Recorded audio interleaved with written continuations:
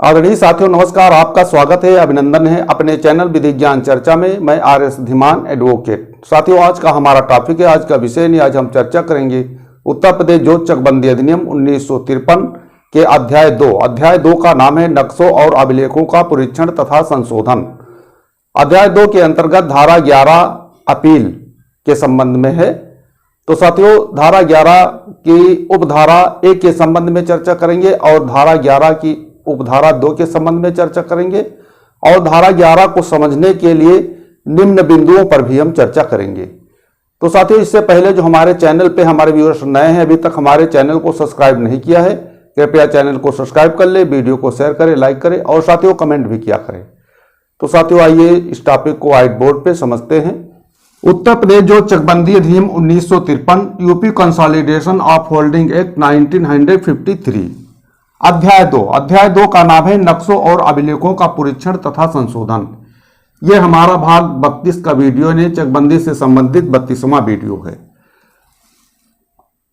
अध्याय 2 नक्शों और अभिलेखों का परीक्षण तथा संशोधन के अंतर्गत धारा 11 जो अपील के संबंध में है। अब हम देखते हैं धारा 11 की उपधारा 1 में क्या प्रावधान दिए गए हैं।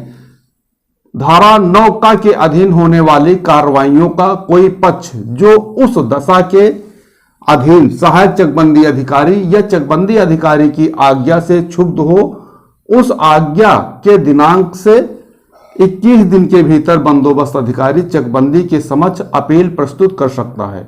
बंदोबस्त अधिकारी चकबंदी संबद्ध पक्षों को सुनवाई का अवसर देने के पश्चात उस पर अपना निर्णय देगा, जो कि इस अधिनियम द्वारा अथवा इसके अधीन दी गई व्यवस्था के अधीन रहते हुए अंतिम होगा और उस पर किसी विधि न्यायालय में आपत्ति नहीं की जा सकेगी।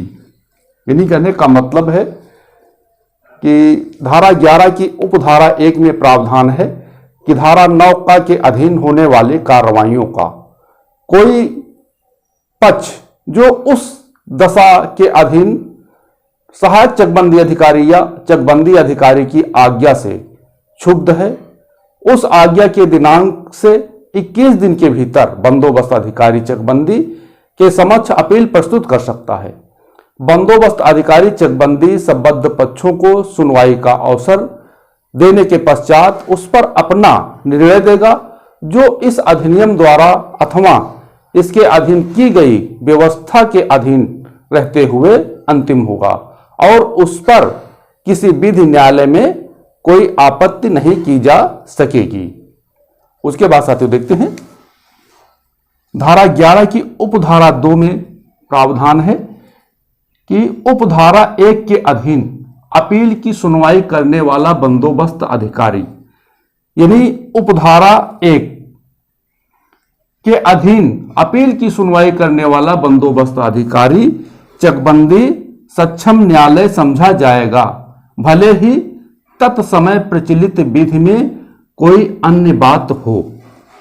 धारा 11 की उपधारा 2 में प्रावधान है कि उपधारा 1 के अधीन अपील की सुनवाई करने वाला बंदोबस्त अधिकारी चकबंदी सक्षम न्यायालय समझा जाएगा, भले ही तत्समय यानी उस समय प्रचलित अन्य किसी विधि में कोई विपरीत बात है।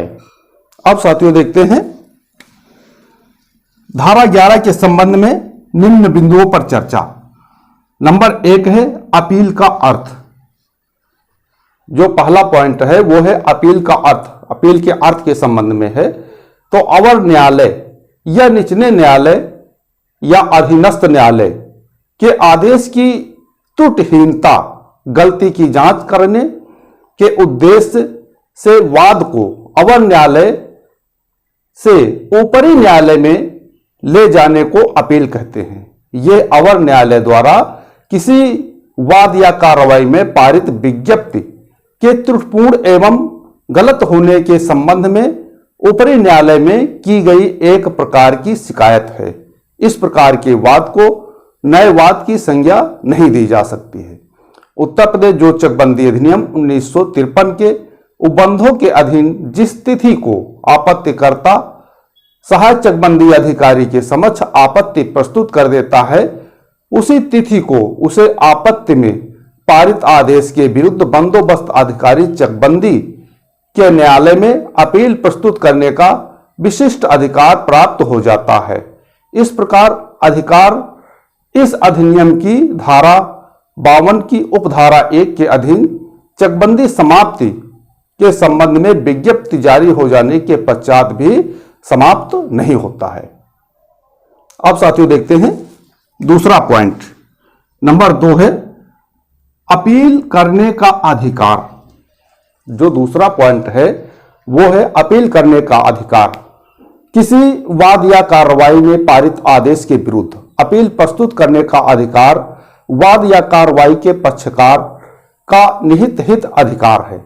इस प्रकार का हित अधिकार वाद या कार्रवाई के पक्षकार को वाद संस्थित करने या कार्रवाई प्रारंभ करने के दिनांक से होता है। अपील प्रस्तुत करने का अधिकार एक मौलिक एवं निहित अधिकार है, फिर भी वह तभी अस्तित्व में आता है जब परिनियम द्वारा इस विषय में स्पष्ट व्यवस्था की जाए। यदि किसी आदेश के विरुद्ध अपील प्रस्तुत करने का अधिकार अधिनियम में उपबंधित नहीं है तो वाद या कार्रवाई का कोई पक्षकार ऐसे अधिकार का प्रयोग नहीं कर सकता है। उसके बाद साथियों देखते हैं तीसरा पॉइंट है अपील कौन कर सकता है। जो तीसरा पॉइंट है वो है अपील कौन कर सकता है। उत्तर प्रदेश जो चकबंदी अधिनियम 1953 की धारा 11(1) यानी 1953 की धारा 11 की उपधारा 1 में यह विधान किया गया है कि धारा 9 का के अधीन वाद या कार्रवाई में कोई पक्ष जो सहायक चकबंदी अधिकारी या चकबंदी अधिकारी की आज्ञा आदेश से क्षुब्ध हो, उस आज्ञा के दिनांक से 21 दिन के भीतर बंदोबस्त अधिकारी चकबंदी के समक्ष अपील प्रस्तुत कर सकता है। इस प्रकार स्पष्ट है कि इस अधिनियम की धारा 11 के अधीन वही व्यक्ति अपील प्रस्तुत कर सकता है जो धारा 9 का के अधीन कार्रवाई में पक्ष हो। यदि कोई व्यक्ति धारा 9 का के अधीन होने वाली कार्रवाई में पक्ष नहीं है तो वह उस कार्रवाई में पारित आदेश के विरुद्ध धारा 11 के अधीन अपील नहीं प्रस्तुत कर सकता है। यदि किसी वाद या कार्रवाई में किसी पक्ष की मृत्यु हो जाए या मृत्यु हो जाती है तो ऐसी स्थिति में मृतक पक्ष का उत्तराधिकारी उक्त कार्रवाई में पारित आदेश के विरुद्ध अपील प्रस्तुत कर सकता है। उसके बाद साथियों देखते हैं नंबर 4, जो चौथा पॉइंट है वो है अपील एवं पुनर्स्थापन। यानी अपील और पुनर्स्थापन के संबंध में बताया गया है। उत्तर प्रदेश जो चकबंदी अधिनियम 1953 की धारा 11 की उपधारा 1 में विधान किया गया है कि धारा 9 का के अधीन होने वाली कार्रवाइयों का कोई पक्ष जो सहायक चकबंदी अधिकारी या चकबंदी अधिकारी के आदेश से क्षुब्ध हो, उस आदेश के दिनांक से 21 दिन के भीतर बंदोबस्त अधिकारी चकबंदी के समक्ष अपील प्रस्तुत करता या कर सकता है। तो धारा 11 की उपधारा 1 के अंतर्गत प्रयोग किया गया आदेश शब्द में गुण अवगुण पर पारित आदेश के साथ साथ एक पक्षी आदेश भी शामिल है। इसके लिए या इसके विरुद्ध बंदोबस्त अधिकारी चकबंदी के समक्ष अपील प्रस्तुत की जा सकती है। जब धारा 9 का की उपधारा 2 के अधीन चकबंदी अधिकारी एक पक्षी आदेश पारित करता है तो ऐसे आदेश को अपास्त कराने के लिए क्षुब्ध पक्षकार चकबंदी अधिकारी के समक्ष पुनर्स्थापन प्रार्थना पत्र प्रस्तुत कर सकता है। अब साथियों देखते हैं नंबर 5, जो पांचवा पॉइंट है वो है सहायक चकबंदी अधिकारी द्वारा पारित एक पक्षी आदेश को बंदोबस्त अधिकारी चकबंदी अपास्त कर सकता है। जो पांचवा पॉइंट है वो है सहायक चकबंदी अधिकारी द्वारा पारित एक पक्षी आदेश को बंदोबस्त अधिकारी चकबंदी अपास्त कर सकता है। तो साथियों सहायक चकबंदी अधिकारी केवल समझौते के आधार पर आदेश पारित कर सकता है, वह एक पक्षी आदेश पारित नहीं कर सकता है। यदि सहायक चकबंदी अधिकारी कोई एक पक्षी आदेश पारित कर देता है तो उसे बंदोबस्त अधिकारी चकबंदी द्वारा धारा 11 के अधीन अपील में अपास्त कर सकता है। आप साथियों देखते हैं नंबर 6, जो छठा पॉइंट है वो अपील का गुण दोष के आधार पर निस्तारण। जो छठा पॉइंट है वो है अपील का गुण दोष के आधार पर निस्तारण। धारा 11 के अधीन अपील का निस्तारण गुण दोष के आधार पर किया जाना चाहिए। अपीली न्यायालय का ऐसा आदेश जो गुण दोष के आधार पर नहीं है कायम नहीं रखा जा सकता है। जब किसी पक्ष को अवर न्यायालय में साक्ष्य प्रस्तुत करने का अवसर नहीं दिया गया है तो समझौते के आधार पर पारित आदेश के विरुद्ध अपील का निस्तारण गुण दोष के आधार पर नहीं किया जा सकता है। ऐसी परिस्थितियों में उभय पक्षों को साक्ष्य का अवसर प्रदान कर दिया जाना चाहिए या प्रदान करना चाहिए। अब साथियों देखते हैं नंबर 7, वो 7वां पॉइंट है नोटिस की वैयक्तिक तामीली। जो 7वां पॉइंट है वो है अपील में नोटिस की वैयक्तिक तामीली के संबंध में है। उत्तर प्रदेश जोत चकबंदी अधिनियम 1953 की धारा 11 के अधीन अपील का निस्तारण करने के पूर्व उभय पक्षों की सुनवाई का समुचित अवसर प्रदान करना न्यायालय का कर्तव्य है। लेकिन इस संबंध में नोटिस की वैयक्तिक तामीली आवश्यक नहीं है। किसी वाद या कार्रवाई में सरकारी कर्मचारी द्वारा किए गए सरकारी कार्यों के पूर्व किए गए होने की धारा होती है। यदि वाद या कार्रवाई का कोई भी पक्ष यह प्रश्न उठाता है कि उक्त वाद या कार्रवाई की सूचना उसे प्राप्त नहीं हुई है तो इसे साबित करने का भार इस प्रकार का प्रश्न उठाने वाले पर ही होगा। किसी वाद या कार्रवाई में एक भाई पर तामीली कही गई नोटिस उसके दूसरे भाई पर तामील नहीं कही जा सकती है। अब साथियों देखते हैं नंबर 8, जो 8वां पॉइंट है वो है समेकित वादों में दिए गए सर्वनिष्ठ आदेश के विरुद्ध अपीलों की संख्या। जो 8वां पॉइंट है उसमें है समेकित वादों में दिए गए सर्वनिष्ठ आदेश के विरुद्ध अपीलों की संख्या। जब किसी परीक्षण न्यायालय में विचाराधीन एक ही प्रकृति के 2 या 2 से अधिक वादों या कार्रवाइयों को समेकित कर दिया जाता है और उसमें परीक्षण न्यायालय द्वारा सर्वी आदेश पारित किया जाता है तो ऐसे सर्वी आदेश के विरुद्ध उक्त आदेश से क्षुब्ध पक्षकार एक अपील प्रस्तुत कर सकता है।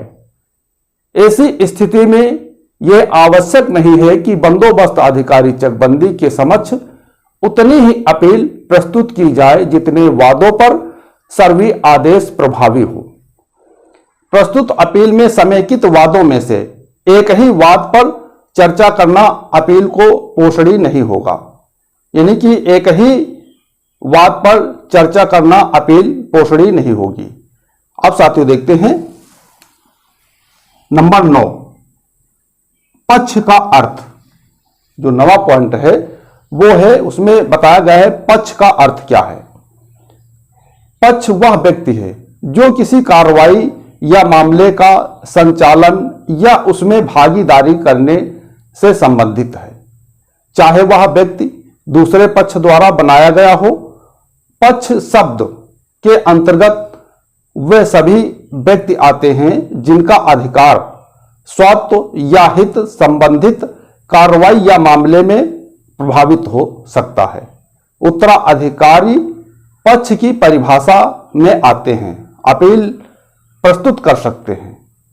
आप साथियों देखते हैं नंबर 10, 10वां पॉइंट है समझौता के आधार पर पारित आदेश। जो 10वां पॉइंट है वो है समझौता के आधार पर पारित आदेश। धारा 9 का की उपधारा 1 के अधीन सहायक चकबंदी अधिकारी को केवल समझौता के आधार पर आदेश पारित करने का अधिकार है।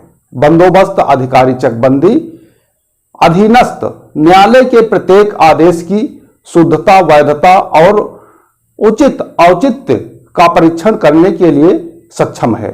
अपीली न्यायालय होने के कारण समझौते का वास्तविक परीक्षण करना बंदोबस्त अधिकारी चकबंदी का कर्तव्य है। समझौते के आधार पर पारित आदेश के विरुद्ध अपील प्रस्तुत की जा सकती है। अब साथियों देखते हैं नंबर 11, एकपक्षीय आदेश के विरुद्ध अपील। जो 11वां पॉइंट है वो है एकपक्षीय आदेश के विरुद्ध अपील के संबंध में। धारा 9 का के अधीन चकबंदी अधिकारी द्वारा पारित एकपक्षीय आदेश के विरुद्ध अपील धारा 11 के उपबंधों के अधीन बंदोबस्त अधिकारी चकबंदी के समक्ष अपील प्रस्तुत की जा सकती है। अब साथियों देखते हैं नंबर 12, जो 12वां पॉइंट है वो है पुनर्स्थापन प्रार्थना पत्र पर पारित आदेश के विरुद्ध अपील। जो 12वां पॉइंट है वो है पुनर्स्थापन प्रार्थना पत्र पर पारित आदेश के विरुद्ध अपील। जब चकबंदी अधिकारी के समक्ष धारा 9 का के अधीन कोई आपत्तिकर्ता की अनुपस्थिति में निरस्त कर दी जाती है तो ऐसे एकपक्षीय आदेश को अपास्त कराने के लिए पुनर्स्थापन प्रार्थना पत्र प्रस्तुत किया जाता है। यदि पुनर्स्थापन प्रार्थना पत्र को निरस्त कर दिया जाता है तो ऐसे आदेश के विरुद्ध धारा 11 के अधीन अपील प्रस्तुत की जा सकती है। चकबंदी अधिकारी द्वारा धारा 9 के अधीन पारित प्रत्येक आदेश के विरुद्ध धारा 11 के अधीन अपील प्रस्तुत की जा सकती है। भारतीय अवधि अधिनियम 1963 की धारा 5 के अधीन विलंब माफी प्रार्थना पत्र पर पारित किया गया विलंब माफी आदेश धारा 9 के अधीन पारित आदेश नहीं माना जाएगा और ऐसे आदेश के विरुद्ध धारा 11 के अधीन अपील पोषणीय नहीं होगी। उक्त आदेश के विरुद्ध धारा 48 के अधीन निगरानी दाखिल की जा सकती है। उसके बाद साथियों देखते हैं 13वां पॉइंट। जो 13वां पॉइंट है वो है काल बाधित अपील। जो 13वां पॉइंट है वो है काल बाधित अपील। यदि कोई व्यक्ति धारा 11 के अधीन नियत अवधि के भीतर अपील प्रस्तुत नहीं कर पाया तो वह भारतीय अवधि अधिनियम 1963 की धारा 5 के अधीन प्रार्थना पत्र के साथ साथ काल बाधित अपील प्रस्तुत कर सकता है और बंदोबस्त अधिकारी चकबंदी विलंब को माफ कर अपील को अवधि के अंदर दाखिल मानकर गुणदोष के आधार पर निस्तारित कर सकता है। यदि बंदोबस्त अधिकारी चकबंदी विलंब को माफ कर देता है तो साधारणतया उप संचालक चकबंदी ऐसे आदेश में धारा 48 के अंदर हस्तक्षेप नहीं करेगा। अब साथियों देखते हैं नंबर 14। जो 14वां पॉइंट है वो अपील में साबूत का भार। जो 14वां पॉइंट है वो अपील में साबूत का भार। जब किसी वाद या कार्रवाई में अधीनस्थ न्यायालय द्वारा पारित आदेश से क्षुब्ध कोई पक्षकार अपीली न्यायालय में अपील प्रस्तुत करता है तो अधीनस्थ न्यायालय द्वारा पारित आलोच्य आदेश को गलत साबित करने का भार अपीलकर्ता पर होता है। तो साथियों आज हमने इस वीडियो के माध्यम से समझा उत्तर प्रदेश जो चकबंदी अधिनियम 1953 के अध्याय 2 जिसका नाम है नक्शों और अभिलेखों का पुनरीक्षण तथा संशोधन। अध्याय 2 के अंतर्गत धारा 11 यानी कि अपील के संबंध में चर्चा किया, धारा 11 की उपधारा 1 के संबंध में चर्चा किया और धारा 11 की उपधारा 2 के संबंध में चर्चा किया और निम्न बिंदुओं पर भी चर्चा किया धारा 11 को समझने के लिए। तो साथियों हमें पूरा विश्वास है कि आप भी इस टॉपिक को पूर्णतः समझ गए होंगे। यदि कहीं पे कोई बात समझ में ना आई हो तो आप फोन के द्वारा, व्हाट्सएप के द्वारा, कमेंट के द्वारा जानकारी प्राप्त कर सकते हैं। तो साथियों इससे पहले जो हमारे चैनल पे हमारे व्यूअर्स नए हैं, अभी तक हमारे चैनल को सब्सक्राइब नहीं किया है, कृपया चैनल को सब्सक्राइब कर ले, वीडियो को शेयर करें, लाइक करें और साथियों कमेंट भी किया करें। तो साथियों आज की वीडियो में बस इतना ही। अगले वीडियो तक के लिए नमस्कार।